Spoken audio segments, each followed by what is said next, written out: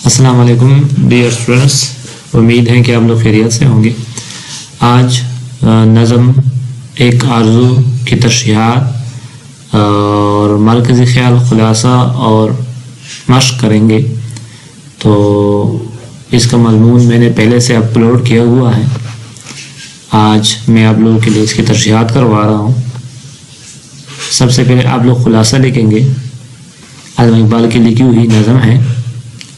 خلاصہ لکھنے کے بعد مرکزی خیال: شاعر دنیاوی بےتابی کا گلہ کرتا ہے، شاعر کے بقول وہ فطرت کے مناظر میں کھو کر اپنی بقیہ زندگی گزارنا چاہتا ہے۔ شاعر دنیا کے شور شرابے سے اکتا کر تنہائی کی زندگی کا لطف اٹھانا چاہتا ہے۔ تشریحات یہ پہلا بند ہو جائے گا۔ پہلے بند میں آپ لوگ حوالہ متن لکھیں گے اور باقی بند پھر جتنے بھی اشعار ہیں اس میں حوالہ متن لکھنے کی ضرورت نہیں ہے۔ حوالہ متن میں دیکھیں گے نظم کا نام ایک آرزو، شاعر کا نام علامہ محمد اقبال رحمۃ اللہ علیہ۔ یہ کچھ الفاظ معنی ہیں، آپ لوگ کاپیوں پر یہ بھی لکھ سکتے ہیں۔ تشریح: علامہ اقبال کہتے ہیں کہ ان کا دل ہنگاموں سے بھر گیا ہے، وہ تنہائی چاہتے ہیں۔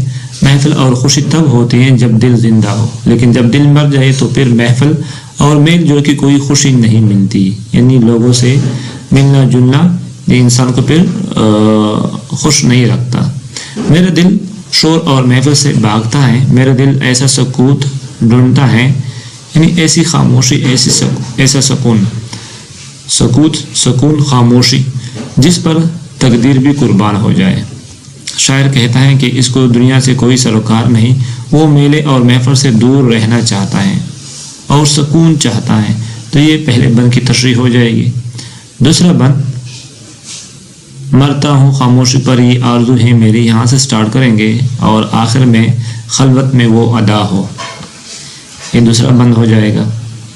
تشریح: شاعر کی سب سے بڑی تمنا ہے کہ ایک ایسی جگہ ہو جہاں خاموشی ہو۔ وہ چاہتا ہے کہ پہاڑوں کے دامن میں اس کا جھونپڑا ہو اور اس کا بستر سبزے اور گھاس کا ہو، اس کا تکیہ ہاتھ کا ہو، اس کی زندگی سادہ ہو، اس میں شور و غل کا کوئی وجود نہ ہو۔ شاعر لوگوں اور شور سے دور رہنا چاہتا ہے۔ شاعر کہتا ہے کہ سکوت اور خلوت ایسی ہو کہ تقدیر بھی اس پر رشک کرے، فخر کرے۔ رشک کا مطلب ہے فخر کرنا۔ نمبر 3: مانوس اس قدر ہو صورت سے میرے بلبل، یہ پہلا مصرع ہے اور یہاں تک لکھیں گے پانی بھی موج بن کر اٹھ کر دیکھتا ہو۔ بقول شاعر وہ فطرت کا حصہ بن جائے کہ بلبل کو میرا کوئی ڈر نہ ہو اور وہ مجھے پہچانتی ہو، اس کے دل میں میرا کوئی خوف نہ ہو اور وہ مجھ سے دور نہ بھاگے۔ مطلب یہ ہے کہ شاعر چاہتا ہے کہ قدرت کی ہر چیز، چرند پرند اس سے مانوس ہو، ان کو اس سے کوئی خوف نہ ہو۔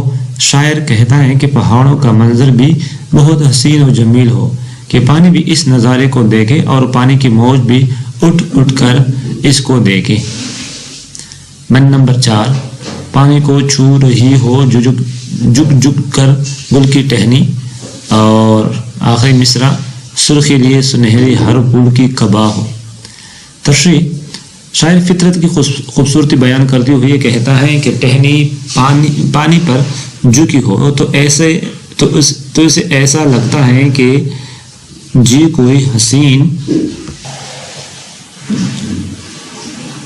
ایسا لگتا ہے کہ جیسے کوئی حسین و جمیل انسان آئینہ دیکھ رہا ہو۔ یہ منظر بہت سہانا لگتا ہے۔ شاعر قدرت کے اس نظارے کا لطف لیتا ہے۔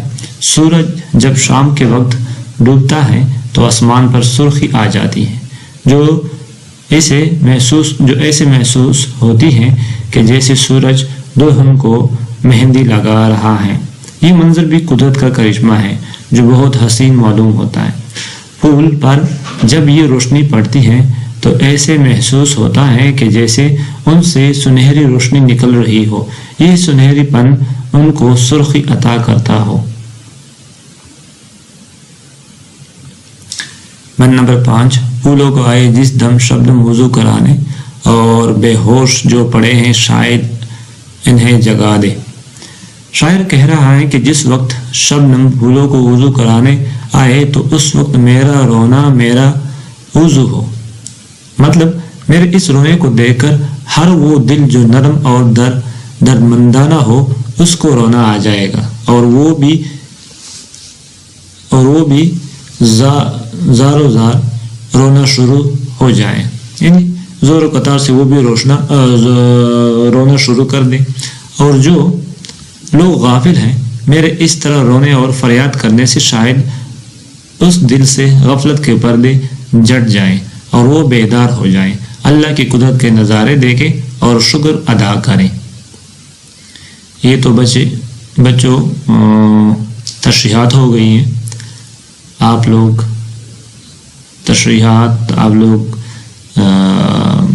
اشعار کی تشریح اپنے الفاظ میں بیان کر سکتے ہیں، لیکن اس کے لیے ضروری ہے کہ جو اشعار میں الفاظ دیے ہیں ان کی طرف آپ کی توجہ ہو اور انہی الفاظ کو ایکسپلین کرنے کی کوشش کریں۔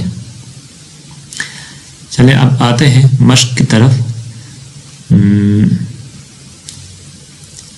یہ مشق کی سوالات و جوابات ہیں، آپ لوگ انہیں دیکھیں اور اپنی کاپیوں پر لکھ لیں۔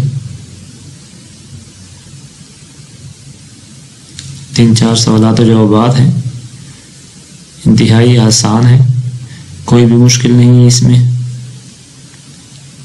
یہاں سے آپ لوگ اسکرین شاٹ نکال کے سیو کر سکتے ہیں۔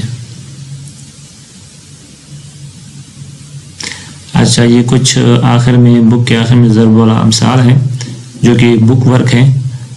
یہ آپ یہاں پر دیکھیں، آبل مجھے مار، یہ ضرب الامثال ہے۔ اپنے لیے خود ہی مصیبت پیدا کرنا، تو یہ بک کا کام ہے، آپ لوگ یہ بک پہ کریں۔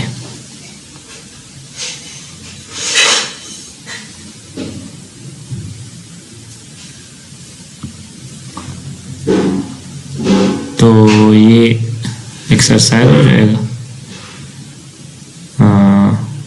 اس میں سبق میں تو کوئی اور مشکل ورڈ نہیں ہے، بس یہی کچھ خاص الفاظ تھے جو کہ میں نے سوچا کہ آپ لوگوں کے لیے ویڈیو بنا دوں اور اپلوڈ کر دوں، اور آپ لوگ یہاں سے پھر کریں۔